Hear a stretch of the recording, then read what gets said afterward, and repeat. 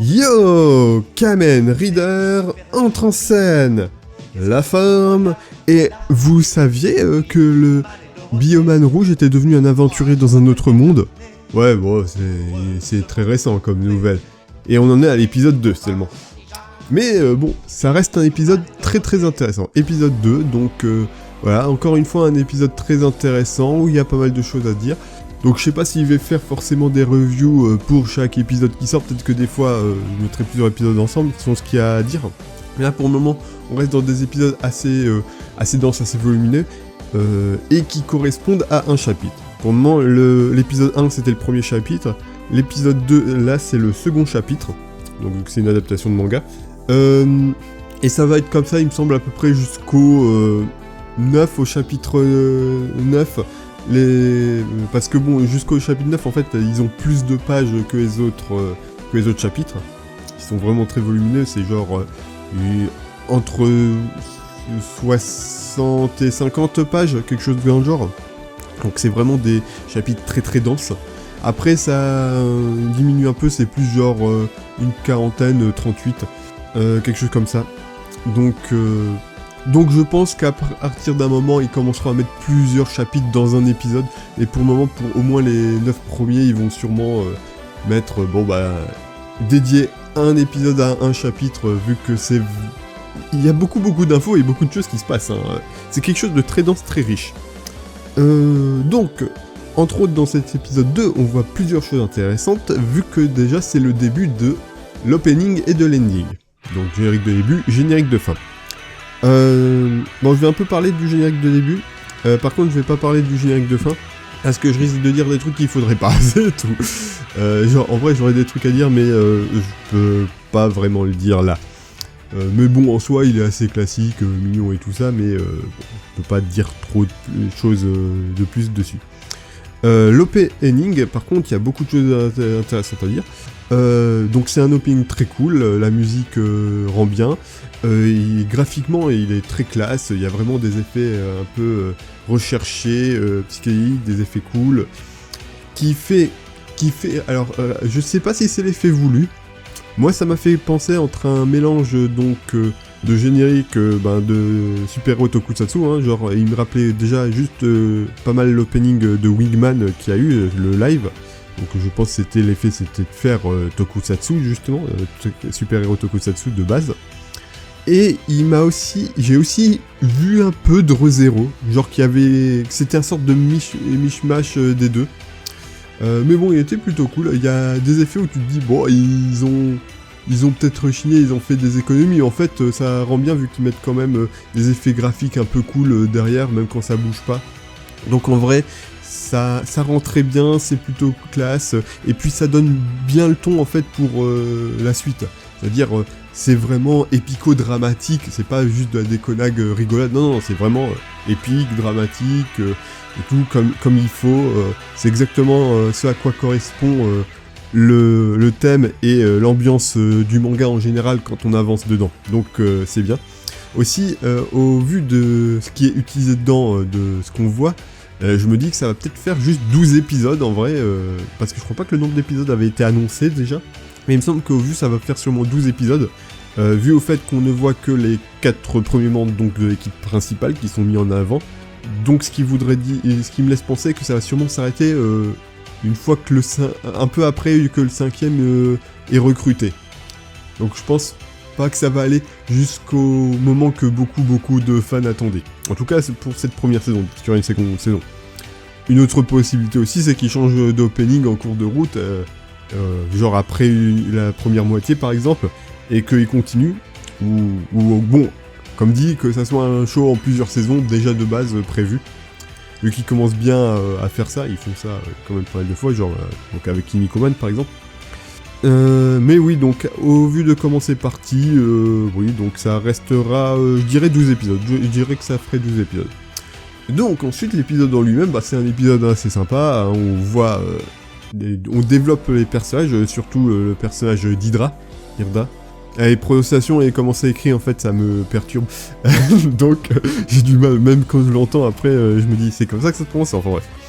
Donc on développe un peu son personnage, ses motivations, son passé, et où elle change un petit peu, elle grandit un peu aussi dans sa façon de penser, influencée par Rouge, ce qui est très sympa.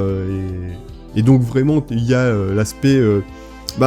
en fait, ça reprend vraiment les codes de Super Sentai et de Tokusatsu et d'Isekai, en les mélangeant, mais aussi ça reprend du Neketsu, les thèmes des grands Neketsu, un peu Dragon Ball dans un certain sens, où le super-héros, donc le personnage qui vient d'un autre monde, qui a une vision différente du monde où il est, va changer ce monde pour le mieux, va l'influencer. Là où dans beaucoup d'autres isekai, c'est le héros qui doit s'acclimater au nouveau monde, changer, comprendre les raids et puis après les exploiter. Bon, il y a d'autres isekai qui sont aussi plutôt comme le héros, il débarque et il change le monde, pour le mieux. En soi, techniquement, Wataru c'est un peu un mélange des deux, en gros, mais peut-être ceux qui chassent des elfes, il y avait aussi de ça. Mais oui, donc du coup c'est très sympa, c'est très plaisant, il n'y a pas de souci. Ils ont fait quand même pas mal d'ajouts aussi par rapport au manga, ils ont vraiment développé les choses et pour rendre les choses plus cool, plus épiques. Donc l'adaptation est bien soignée, bon déjà l'animation est plutôt cool, encore une fois, voilà, mais ils ont rajouté des trucs, ils se sont un peu cassés le cul. Par exemple les Minotaurs quand ils les affrontent, chaque Minotaure a en fait un design différent, là où dans le manga c'était tous à peu près les mêmes, c'était tous les mêmes, là ils ont un peu différencié. Ils ont aussi... Ah oui, le moment où Ira regarde les stats, va pour regarder les stats de Rouge, de Red. Donc, dans le manga, en fait, c'est juste une fiche un peu bizarre, mais fiche en mode fiche de perso de Super Sentai, oui. Donc, ils disent le coup, ses coups de poing, ça fait 20 tonnes, il fait telle ou telle taille, etc., etc. Donc, c'est comme une fiche web, description du personnage qu'il y a sur les pages officielles des Super Sentai, quand tu vas à fiche personnage, où ils te disent les capacités, combien il peut taper et tout ça, ce que font ses armes. Et aussi dans les bouquins, les stats des personnages comme ça. Par contre, chose qui a été rajoutée, c'est tout l'aspect où on le voit en action, avec la chanson des Kizuna Ranger, qui est cool, qui continue de le mettre, et je l'aime bien. Qui déchire bien. Là, pour le coup, ils ont mis un mode présentation trailer, comme on peut le trouver dans certaines émissions. Après, généralement, soit c'est dans les épisodes eux-mêmes de Super Sentai, soit c'est des éléments après, des bonus après, où ils te font la présentation des personnages, ce qu'ils peuvent faire. Donc là, ils l'ont mis vraiment en mode avec la narration et tout ça, ce qui n'était pas dans le manga. Du coup, ils jouent vraiment bien avec le médium de l'animé, le fait que maintenant il y a des voix, il y a de la musique et tout ça, vraiment pour enrichir l'expérience et vraiment pousser jusqu'au bout l'aspect Super Sentai. Donc c'est très très cool, c'est vraiment une adaptation qui veut sublimer le matériel d'origine. Le matériel d'origine est toujours tout aussi bien, lisez le manga, enfin... Ça serait bien que le manga il arrive officiellement chez nous aussi, ça serait l'occasion du coup. Surtout qu'on a eu Kamen Rider double, le Futopie, qui a été aussi arrivé, qui est aussi publié chez nous, donc c'est bon, on peut avoir un peu plus de super-héros tokusatsu, ça pourrait être très cool au niveau manga. Mais oui, donc ça semble être une adaptation très soigneuse. Chose aussi qu'ils ont développé et fait du rajout, c'était le coup quand ils essayent du coup de battre le grand boss et que Rouge dit « Ah, il est dur, il me rappelle le Rejecta, le monstre que j'avais affronté. » Dans le manga, c'est juste une petite case où on voit la gueule de l'ennemi qu'ils ont affronté, du général qu'ils avaient affronté, mais c'est sans plus. Et après il dit on a utilisé le Kizuna Victory Cannon, je crois que c'était ça le nom, pour la battre. On voit sans plus. Là, il développe la chose un peu plus. On voit qu'elle a eu une confrontation avec Bleu, même qu'ils étaient allés à un sorte de rendez-vous à la base ensemble, puis après qu'elle s'est transformée en monstre pour essayer de le buter, puis après que Rouge est venu l'aider, et on voit le lien qu'il y a entre Bleu et Rouge, et un peu de la relation jaune et bleu dans le monde d'origine. Donc ils développent vraiment aussi le monde d'origine, ils font du rajout. nous donne plus de caractérisation pour les autres du coup membres des Kizuna Rangers qu'on voit vraiment très peu dans l'histoire principale.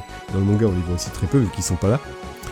On apprend aussi à peu près la même chose mais beaucoup plus tard et c'est plus par route. Là vraiment c'est genre il y a vraiment des segments qui leur sont complètement dédiés et c'est limite c'est vraiment des scènes qui semblent être sorties d'un Super Sentai classique où on voit ce qui s'est passé, on peut comprendre ce qui s'est passé, comment ça a fonctionné. C'est très très intéressant, s'ils font ça à chaque fois, franchement, ça pourrait être cool. Parce que ça va rendre les personnages des Kizuna Rangers beaucoup plus attachants, et ça va nous aider à comprendre le fait que Red, il manque à Red, quoi. Il faut les rendre attachants pour qu'on comprenne un peu sa peine, là où il se trouve, pourquoi il veut rentrer. C'est un peu important pour la suite et tout ça. Et puis ça pourrait aussi donner envie de les voir plus en action, même entrer dans l'histoire principale, qui sait. Ouais, c'est plutôt cool. En vrai, cet épisode 2 est plutôt bien fait, et donc à la fin, on voit les deux autres membres de l'équipe qui seront ajoutés. On voit les débuts vite fait. Bon, du coup, le opening, il spoil complètement que ça, ils joindront l'équipe, voilà. Ça sera clair, mais il y aura quand même des choses intéressantes dans les prochains épisodes avec eux, donc c'est à voir, à suivre. Donc oui, un très bon épisode 2, espérons que ça continue sur cette lancée. Après, c'est les premiers épisodes, comme dit, il y a toujours un moment où t'as après un vent creux, un vent mou, ventre mou, un moment, un petit ventre mou, où ça retombe, et puis ça essaie de se maintenir à une ligne Mendoza. Faut voir quand est-ce que ça sera, quelle sera cette ligne. Bon après, peut-être si c'est 12 épisodes, peut-être que ça se maintiendra toujours à cette qualité, c'est aussi possible. Et après, il faudra juste attendre un peu pour une saison 2. Mais pour le moment, c'est très cool. Comme dit, la musique tabasse toujours avec les insert songs, l'animation est plutôt cool, et puis les ajouts marchent bien, vraiment, élèvent le matériel, et c'est vraiment, ils prennent avantage du médium de l'animé là. Donc c'est très cool, je recommande encore une fois, allez jeter un coup d'œil, très très bon épisode. Et sur ce, c'était Kamen Rider, je quitte le stage. To!